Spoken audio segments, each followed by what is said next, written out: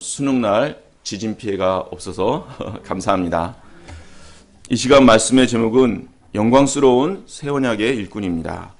요절 말씀인 6절 말씀 읽고 시작하겠습니다. 시작. 그가 또한 우리를 새 언약의 일꾼 되기에 만족하게 하셨으니 율법 조문을 하지 아니하고 오직 영으로 하매니 율법 조문은 죽이는 것이요 영은 살리는 것이니라. 감사하시는 하나님 아버지, 지난 한 해 저희와 함께 하시는 은혜를 감사합니다. 또한 고린도후서 말씀 공부를 통해 바울의 또 영적인 그 내면을 배울 수 있도록 도와주셔서 감사합니다. 이 시간에도 새 언약의 일꾼의 또 영광스러운 그 영광을 또 말씀을 통해서 배울 수 있도록 도와주십시오. 부족한 죄인을 긍휼히 여기시고 또 은혜를 주시기를 기도합니다. 예수님의 이름으로 기도합니다. 요즘 이국종 중증외상센터 팀장이 매스컴의 주목을 받고 있습니다. 그는 중증외상 환자라는 부담스러운 환자의 생명을 살리는 일을 사명감을 가지고 하고 있습니다. 몇 년 전에는 회적에게 납치되었던 석 선장을 살리고 근래에는 판문점을 통해 기순하다가 총상을 입은 병사를 살리기 위해 노력하는 모습이 감동을 주고 있습니다. 그는 열악한 환경 가운데 많은 환자를 치료하느라 눈마저 성치 않다고 합니다. 그는 이런 많은 어려운 가운데서도 생명을 살리는 일이 가장 가치 있는 일이라고 여기며 이 일을 하고 있습니다. 그런데 오늘 말씀에서 우리도 새 언약의 일꾼으로서 영적인 생명을 살리는 고귀한 직분으로 부르심을 받았다는 것을 배울 수 있습니다.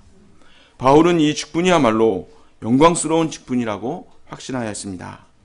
우리를 영광스러운 새 언약의 일꾼으로 부르신 하나님의 은혜와 소망을 발견하는 시간이 되기를 기도합니다. 1장 그리스도의 추천서 1절을 보십시오.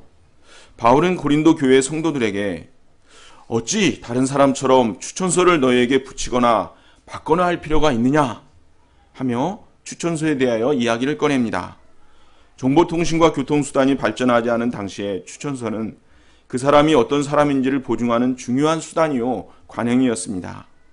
추천서가 있는 자들은 영접을 받고 숙식을 제공받을 수 있었습니다. 요즘도 학교장에 추천서를 제출하는 수험생에게 가산점을 주는 입시 전형이 있습니다. 고린도 교회의 예루살렘 교회에서 써준 추천서를 가지고 와서 자신들은 자격증이 있는 보증된 전도자라고 주장하는 자들이 들어왔습니다. 이들은 추천서가 없는 바울은 목자로서의 자격이 없고 바울이 가르친 복음도 신뢰할 수 없다고 공격하였습니다. 거기에다 유대교의 율법주의가 혼합된 복음을 가르치며 성도들을 혼란스럽게 하였습니다. 2절과 3절을 보십시오. 한 절씩 한번 읽어보겠습니다. 시작. 너희는 우리의 편지라 우리 마음을 썼고 우리로 말미암아 나타난 그리스도의 편지니 이는 먹으로 쓴 것이 아니요 오직 살아계신 하나님의 영으로 쓴 것이며 또 돌판에 쓴 것이 아니요 오직 여기의 마음판에 쓴 것이라. 2절의 편지는 추천의 편지, 곧 추천서를 말합니다. 3절에서 바울은 너희가 바로 그리스도께서 나에게 써주신 추천서라고 합니다. 추천서의 힘은 추천서를 써주는 사람에 따라 달라집니다. 담임 선생님이 써주신 추천서와 교장 선생님이 써주신 추천서는 급이 다릅니다. 사람의 추천서와 그리스도의 추천서는 급이 다릅니다. 고린도 성도들, 곧 바울의 영적인 열매인 그들이 바울이 그리스도의 종이요 사도라는 것을 보여주는 살아있는 추천서가 됩니다. 바울이 복음을 전했을 때 성령께서 그들에게 회개하는 마음과 복음을 영접하는 믿음을 주시고 구원의 역사를 이루어 주셨기 때문입니다. 이는 하나님께서 바울과 그의 사역을 인정하시고 성령으로 역사하신 것입니다. 이런 점에서 고린도 성도들은 그리스도께서 성령으로 쓰신 추천서라고 할 수 있습니다. 사람이 쓰는 추천서는 분실되기도 하고 때로는 위조될 수도 있습니다. 그러나 영적 열매야말로 분실될 염려도 없고 위조할 수도 없습니다. 가장 신뢰할 만한 것입니다. 바울은 자신의 사도권에 대하여 하나님 앞에서 분명한 확신이 있었습니다. 바울이 가진 확신은 그리스도와의 관계를 통해 하나님께서 주신 것입니다. 우리가 복음의 일꾼으로서 자격이 있다는 확신을 어떻게 가질 수 있습니까? 성경을 많이 알아야 할까요? 내면성이 훌륭하거나 신학교를 나와야 할까요? 바울은 5절에서 우리는 이런 일을 할 수 있는 자격이 우리에게 있다고 생각하지 않습니다. 우리의 자격은 하나님께로부터 나옵니다. 고백하였습니다. 바울은 교회를 핍박하고 스테반에게 돌을 쳐 죽일 때 눈 하나 깜짝하지 않았던 사람입니다. 그야말로 돌에 맞아 죽어도 할 말이 없는 대적자여 영적으로 무지한 죄인이었습니다. 그러나 이런 그에게 부활하신 예수님께서 일방적인 은혜로 찾아오셔서 구원하시고 복음의 일꾼으로 삼아주셨습니다. 그는 이 은혜를 늘 잊지 않고 간증하였습니다. 그러나 내가 나 된 것은 하나님의 은혜로 된 것이니 내게 주신 그의 은혜가 헛되지 아니하여 내가 모든 사도보다 더 많이 수고하였으나 내가 한 것이 아니요 오직 나와 함께 하신 하나님의 은혜로라. 사람들은 조건이나 환경에 따라 자신이 목자로서 자격이 있다고 생각하거나 없다고 생각하기 쉽습니다. 나는 나이가 너무 어려서 또는 나이가 너무 많아서 신학대학을 나오지 못해서 돕는 양마다 떠나가서 목자로서의 자격이 없다고 생각합니다. 반면에 조금 열매가 있고 양들이 잘 자라면 내가 자격이 있다고 생각합니다. 이럴 때 쉽게 교만해지고 쓸모없게 됩니다. 목자로 부르심을 받은 것은 하나님의 은혜요, 주권이라는 것을 생각할 때 나의 형편이나 사람들의 반응에 얽매이지 않는 확신을 가질 수 있습니다. 사도행전을 보면 교회 초기에 어디를 가나 핍박과 대적이 심하였습니다. 교회는 로마 제국과 유대계에 비하면 아주 작았습니다. 이런 가운데 갈릴리 시골 어부 출신이 대부분인 제자들은 너무나 미약해 보였습니다. 그러나 그들이 하나님을 의지하여 복음을 전했을 때 성령께서 함께 하셔서 충만한 복음 역사가 일어났습니다. A.W. 토저는 17살 때 하나님을 만났습니다. 그는 신학교도 나오지 않았지만 은혜로운 설교로 인정받아 목회자로 임명받았습니다. 그는 계획을 짤 때 항상 기도 시간을 가장 최우선으로 확보하는 방향으로 짰다고 합니다.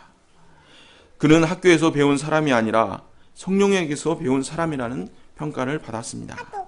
그리고 많은 사람들에게 영감을 주는 많은 책을 펴냈습니다. 2장 영광스러운 새 언약의 직분. 앞에서 바울은 추천서가 없다는 공격에 대하여 반박하였습니다. 이제는 바울이 전하는 복음을 유대율법에 기초하여 공격하는 것에 대하여 반박합니다.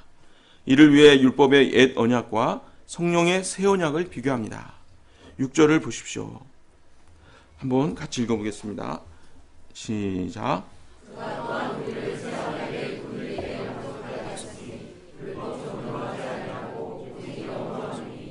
법주보는 죽이는 것이요 영은 살리는 것이니라. 출애굽기 19장 5절 6절에서 너희가 내 말을 잘 듣고 내 언약을 지키면 너희는 모든 민족 중에서 내 소유가 되겠고 너희가 내게 대하여 제사장 나라가 되며 거룩한 백성이 되리라 말씀하셨습니다. 옛 언약은 인간 편에서 순종의 행위가 요구되는 행위 언약입니다. 옛 언약도 거룩하신 하나님께서 노예 백성에게 하나님의 축복을 받을 수 있는 길을 열어주신 것입니다. 하지만 이스라엘은 이를 지키지 못했습니다. 끊임없이 우상을 숭배하고 탐욕을 따라 살며 하나님을 배반하였습니다. 인간의 죄악으로 인해 계약은 파기될 수밖에 없었습니다. 부부가 결혼을 하면 부부 서약을 합니다. 부부 중 한 사람이 부정을 저지르면 그 서약은 파기됩니다. 배반을 당한 자는 배반한 자를 용서하기 어렵고 그 관계를 다시 회복하기 어렵습니다. 그래도 가끔은 관계를 유지하고자 하는 경우에는 무거운 조건을 답니다. 다시 한번 잘못하면 이혼하고 전 재산을 포기한다고 쓰세요. 그리고 여기에 도장 찍고 사인하고 지장도 찍으세요. 하며 무거운 조건을 답니다. 그러나 하나님은 자신을 배반한 이스라엘에게 이렇게 하지 않으셨습니다. 하나님은 제약되고 연약한 자들을 오히려 긍휼히 여기시고 더욱 가벼운 은혜의 선역을 주실 것을 약속하셨습니다. 에레미야 31장 31절에서 34절은 이렇게 말씀하고 있습니다. 우리 31절부터 교독해 보시겠습니다. 시작.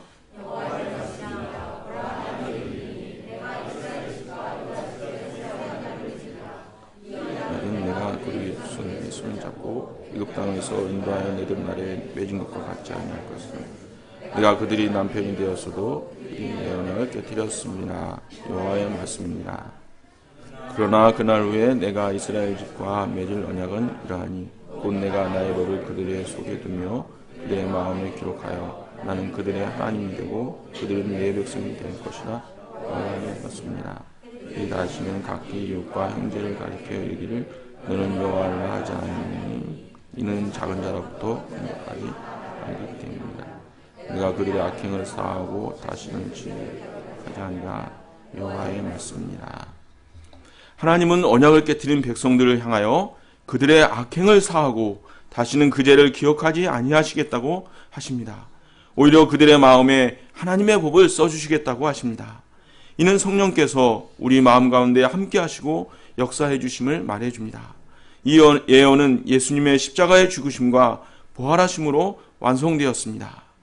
우리를 구원하시되 우리가 행한 바 의로운 행위로 말미암지 아니하고 오직 그의 긍휼하심을 따라 중생의 씻음과 성령의 새롭게 하심으로 하셨나니 예수님의 우리 죄를 위하여 십자가에서 대속하심으로써 어떤 죄인이든지 복음을 영접하기만 하면 제사함을 받고 영생을 얻게 되었습니다. 성령께서 거듭난 자 안에 함께 하시며 진리를 깨닫게 하시고 그리스도의 성품을 닮아가게 하십니다. 7절부터 11절까지는 출애굽기 34장 29절에서 33절의 사건을 통해 옛 언약의 직분의 영광과 새 언약의 직분의 영광을 비교합니다. 제가 한 절 읽고 여러분께서 한 절 읽어주시면 감사하겠습니다.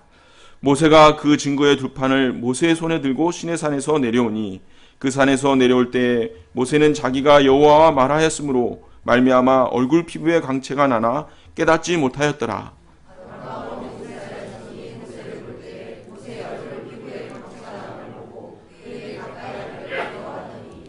모세가 그들을 부르매 아론과 회중의 모든 어른이 모세에게로 오고 모세가 그들과 말하니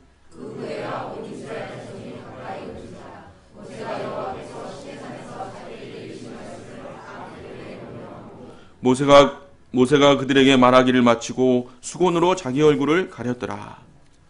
모세가 십계명의 말씀을 받아 내려올 때 그가 여호와와 말하였으므로 그의 얼굴에 광채가 났습니다. 이를 본 백성들이 가까이 하기도 두려울 정도로 영광스러웠습니다. 옛 언약의 돌에 서서 죽게 하는 율법 주문의 직분, 정죄의 직분도 이렇게 영광스러웠습니다. 그렇다면 새 언약의 성령의 살리는 직분, 의의 직분은 얼마나 더욱 영광스럽겠습니까?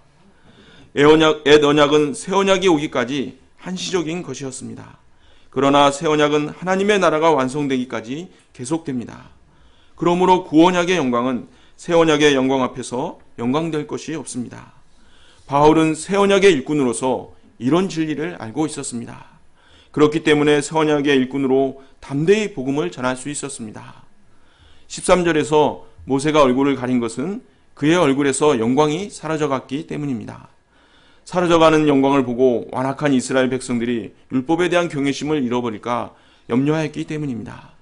그러나 하나님께 나아갈 때는 수건을 벗고 담대히 나아갔습니다. 새 언약 안에서 바울 자신도 모세처럼 성육신하신 그리스도를 통하여 하나님의 영광을 봅니다.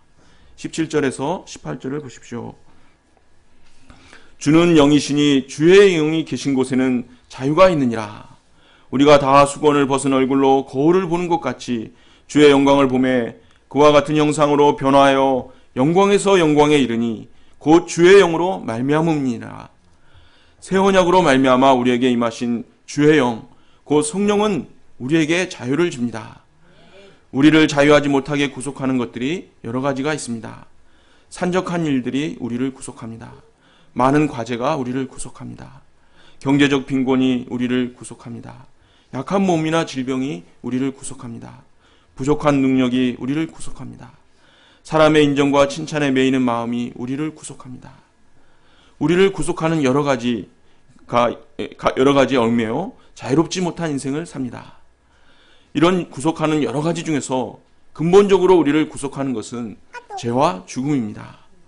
죄와 죽음의 구속으로부터 자유할 수만 있다면 진정한 자유를 얻을 수 있습니다. 사도 바울은 바리새인으로서 율법을 지키며 의롭게 살고자 노력하였습니다. 그러나 결국 죄인된 자신을 발견하고 오라 나는 곤고한 사람이로다 이 사망의 몸에서 누가 나를 건져내랴 하며 탄식할 수밖에 없었습니다. 그러나 예수님을 만났을 때 죄와 사망의 법에서 자유하게 되었습니다. 그러므로 이제 그리스도 예수 안에 있는 자에게는 결코 정죄함이 없나니 이는 그리스도 예수 안에 있는 생명의 성령의 법이 죄와 사망의 법에서 너를 해방하였습니다. 제사함을 받아 주님을 배울 때 두려움이 없습니다. 가릴 것 없이 주님의 영광을 볼 수 있게 됩니다. 성령의 도우심으로 그리스도의 형상을 덧입고 영광롭게 됩니다. 이는 하나님 나라 가기까지 일생을 두고 이루어집니다. 영광에서 영광으로, 이것을 NIV에서는 ever increasing glory라고 했습니다.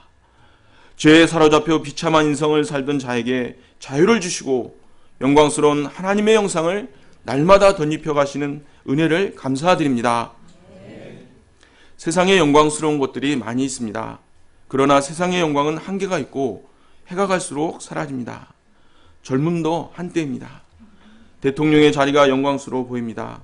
그래서 지난한 선출의 과정을 거치며 온갖 역경과 수모를 이겨냅니다. 그러나 우리나라에서 대통령을 마치고 나서 수치를 당하지 않은 사람이 현재까지는 없는 것 같습니다. 사법고시에 합격하였다는 사람이 영광스럽게 보입니다. 한 합격자는 30대와 40대에 한금 같은 시간을 합격을 위하여 보냈습니다. 그러나 요즘 대형 로펌의 신입 변호사들이 나이 어린 재벌의 아들에게 술주정을 당했다는 기사를 읽게 됩니다. 이런 한계적인 세상의 영광 중에서도 사람들은 생명을 살리는 일을 가치 있고 영광스러운 일이라고 생각합니다. 그래서 의사의 직업을 고귀하게 여깁니다. 육신의 생명을 살리는 일도 고귀한데 죽어가는 영혼을 살리는 일은 더욱 고귀한 일입니다. 바울은 그로 말미암아 우리가 은혜와 사도의 직분을 받았다고 하였습니다. 우리는 주님의 은혜로 말미암아 구원을 얻었습니다. 뿐만 아니라 죄로 죽어가는 영혼들을 생명을 살리는 직분을 받았습니다. 이 직분이야말로 세상의 어떤 영광스러운 직분보다도 영광스러운 직분입니다. 저희가 은혜를 받는데 그치지 않고 영광스러운 새 언약의 직분 가운데 있는 하나님의 영광을 소망하며 이 직분을 적극적으로 감당하는 자들이 되기를 기도합니다. 저는 요즘 교장 교감의 직분이 영광스럽게 보였습니다. 이미 승진한 동료들과 후배들이 부러웠습니다. 나이 들어가는 평교사는 영광스럽지 못하다는 생각으로 위축이 되었습니다. 그러나 제가 말씀을 준비하며 저의 진정한 직분은 새 언약의 일꾼이라는 것을 깨닫게 됩니다. 정욕과 죄의식과 두려움의 종에서 자유하게 하시고 생명을 구원하는 영광스러운 새 언약의 일꾼이 되게 하신 은혜를 감사합니다. 사도 바울은 이 직분의 영광스러움을 발견하고 이 직분을 감당하는데 온 인생을 헌신하였습니다. 세상적인 영광이 없는 가운데 온갖 고난과 핍박에도 불구하고 최선을 다하여 직분을 감당했습니다. 제가 세상 영광을 사모하는 마음을 회개함으로 가리워진 영적인 눈을 떠서 목자의 직분을 영광스럽게 바라보고 열심히 감당할 수 있기를 기도합니다. 14절에서 16절은 완고함으로 영적인 눈이 가려워 예수 그리스도를 통한 구원 역사를 영접하지 못하는 자들에게 주시는 말씀입니다. 이들이 완고함을 회개하고 예수님을 그리스도로 영접한다면 율법의 한계와 정죄로부터 자유하게 될 수 있습니다. 제3장 새 언약의 일꾼의 자세 4장 1절부터 6절입니다. 사도 바울은 이처럼 영광스러운 새 언약의 직분을 어떻게 감당했습니까? 첫째로 낙심하지 않았습니다. 1절을 보십시오. 그러므로 우리가 이 직분을 받아 긍휼하심을 입은 대로 낙심하지 아니하고, 우리가 영광스러운 새 언약의 직분을 받은 것은 합당한 자격이 있어서가 아닙니다. 오직 하나님의 은혜로 받은 것입니다. 바울 자신도 부활하신 예수님을 만나기 전 그리스도를 욕하고 핍박하며 가진 방법으로 믿는 자들을 괴롭히던 자였습니다. 그러나 예수 그리스도의 크신 긍휼로 말미암아 새 언약의 일꾼이 되었습니다. 그는 이제 영광스러운 일을 감당하기 위해 많은 고통과 박해를 받아야 했습니다. 심지어 40명의 사람이 바울을 죽이기 전까지는 먹지도 마시지도 않겠다고 맹세하기도 하였습니다. 사람들을 미혹해하는 이단의 괴수라는 비방을 듣기도 하였습니다. 더욱이 고생해서 키운 고린도 교회의 양들이 바울을 대적하기도 하였습니다. 이런 일을 당하고 나면 낙심하기 쉽습니다. 우울증과 분노 감정에 시달리며 목자 사표내고 싶습니다. 그러나 바울은 결코 낙심하지 않았습니다. 핍박자였던 자신을 불러주신 주님의 은혜를 바라보았습니다. 고난받으시고 부활하신 예수님을 바라보았습니다. 이때 주님의 고난에 동참하는 것으로 인해 오히려 스피릿이 충만하였습니다. 우리도 희생적으로 복음 역사를 섬겼는데 눈에 보이는 열매가 없을 때, 또 양들이나 사람들로부터 상처받을 때 낙심하기 쉽습니다. 그러나 이때 우리가 낙심하지 않고 꾸준히 복음 역사를 감당하면 하나님께서 친히 열매를 주십니다. 갈라디아서 6장 9절은 말씀하십니다. 우리가 선을 행하되 낙심하지 말지니 포기하지 아니하면 때가 이름에 거두리라. 둘째, 숨은 부끄러움의 일을 버리고 속임으로 행하지 않았습니다. 숨은 부끄러움의 일이란 복음 사역을 하면서 이중적인 삶을 살거나 자신의 이익을 속이는 일입니다. 바울은 아무 사심 없이 하나님의 영광을 위하여 일하였습니다. 셋째, 바울은 말씀의 진리 그대로 전하였습니다. 하나님의 말씀을 혼잡하게 하지 않았다 해서 혼잡하게는 좋은 포도주에 나쁜 포도주를 섞는 것을 의미합니다. 이런 일은 세상에서는 늘상 있는 일입니다. 친환경 인증을 받은 달걀에서 살충제 성분이 많이 나오기도 합니다. 죄송합니다. 정치가들도 자기 이익에 따라 이 말을 했다, 저 말을 했다, 말을 바꿉니다. 그러나 바울은 자기의 목적을 위하여 속이는 일을 하지 않았습니다. 말씀을 부분적으로 인용하거나 다른 사상과 섞지 않았습니다. 오직 말씀의 진리 그대로를 전하고자 했습니다. 고린도후서 13장 8절에서 우리는 진리를 거슬러 아무것도 할 수 없고 오직 진리를 위할 뿐이니, 예수님께서도 신문하는 빌라도 앞에서 내 말과 같이 내가 왕이니라, 내가 이를 위하여 태어났으며 이를 위하여 세상에 왔나니 곧 진리에 대하여 증언하려 함이로라. 무릇 진리에 속한 자는 내 음성을 듣느니라 하셨습니다. 갈수록 진리대로 사는 것을 부담스러워할 뿐만 아니라 오히려 무시하는 경향이 있는 시대입니다. 그러나 예수님은 진리의 왕이라고 하셨습니다. 그분의 종된 우리는 진리대로 살고자 애를 써야 합니다. 하나님께서는 이런 자를 도와주시고 이런 자를 통하여 주님의 영광을 나타내십니다. 넷째, 바울은 예수님이 주되심을 전파했습니다. 5절을 보십시오.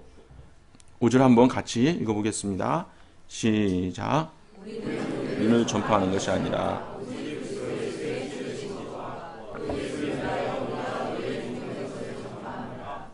바울의 메시지의 핵심은 예수님이 주님이십니다 였습니다. 사도행전에 나오는 사도들의 메시지의 핵심도 예수님은 주님이십니다 였습니다. 이는 예수님을 주되심을 알고 영접하는 것이 구원에 관계되는 중요한 문제이기 때문입니다. 로마서 10장 9절은 내가 만일 내 입으로 예수를 주로 시인하며 또 하나님께서 그를 죽은 자 가운데서 살리신 것을 내 마음에 믿으면 구원을 받으리라 하셨습니다. 그러나 이렇게 복음을 전파했는데도 복음을 영접하지 않는 자들이 있습니다. 3절에서 복음을 받아들이지 않는 자들은 망하는 자들이라고 합니다. 4절을 보십시오. 이는 이 세상의 신이 그리스도의 영광의 복음의 광채가 비치지 못하게 하기 때문입니다. 이 세상의 신은 사탄을 말합니다. 사탄이 사람들의 마음을 혼미하게 하여 복음의 광채가 비치지 못하게 합니다. 이상하게 말씀 공부 시간을 정하려고 하면 바쁜 일들이 생각납니다. 어렵게 말씀 공부 시간을 마련했는데 불신과 반발심이 불쑥불쑥 올라옵니다. 큰 마음 먹고 예배에 참석했는데 자꾸 졸음이 옵니다. 그러므로 사탄의 역사가 있는 줄 알고 겸손한 마음과 영적인 소원을 주시도록 깨워서 기도해야 합니다. 사탄의 방해의 역사가 있는 가운데서도 구원의 역사에 희망이 있는 것은 하나님께서 어둠 가운데 빛을 비추시기 때문입니다. 6절을 보십시오. 한번 같이 읽어보겠습니다. 시작. 어두운 데에 빛이 비치라 말씀하셨던 그 하나님께서 예수 그리스도의 얼굴에 있는 하나님의 영광을 아는 빛을 우리 마음에 비추셨느니라. 창세기 1장 3절을 보면 하나님은 천지를 창조하실 때 맨 처음 빛이 있으라 말씀하셨습니다. 이때 어둠 가운데 찬란한 빛이 생겨났습니다. 창조의 역사는 빛의 창조로 시작되었습니다. 이처럼 하나님께서 우리 마음에 생명의 빛을 비춰주십니다. 이 빛으로 모든 어둠을 물리쳐 주시고 예수님을 구주로 영접하는 영적 창조의 역사를 이루어 주십니다. 영적으로 꽉 막혔던 사도 바울에게도 찬란한 부활의 빛이 비추었을 때 그를 가리고 있던 비늘이 벗겨지고 영적 눈을 뜰 수 있었습니다. 결론적으로 하나님은 죄와 죽음의 종로로 타며 흑암 가운데 살던 우리를 예수 그리스도의 십자가의 은혜로 구원하여 자유하게 해주셨습니다. 뿐만 아니라 과거 우리와 같이 영적으로 죽은 자들의 생명을 살리는 영광스러운 새 언약의 직분을 주셨습니다. 아침 안개와 같이 사라져갈 세상 영광만을 추구하기 쉬운 우리에게 이 직분의 영광을 볼 수 있는 영적인 눈을 주시고 이를 감당하기에 더욱 힘쓰는 자들이 되게 하시기를 기도합니다. 요절 말씀 읽고 마치겠습니다.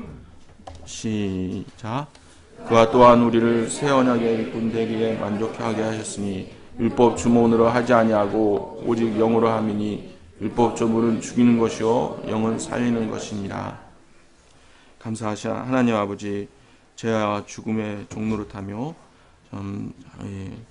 비참한 인생을 살던 저희를 오직 예수님의 참 십자가의 보혈의 은혜로 구원하여 자유케 하시고 또 성령으로 말미암아 또 성화되며 영화롭게 되는 인생을 살게 하여 주셔서 감사합니다. 무엇보다 정말 과거 저희와 같이 죄와 죽음의 종로로 타던 인생들을 이 새 언약의 복음으로 참 살리는 영광스러운 직분을 또한 주셔서 감사합니다. 저희가 이 영적인 눈을 떠서 이 영광스러움을 볼 수 있는 은혜를 주시기를 기도합니다. 예수님의 이름으로 기도합니다.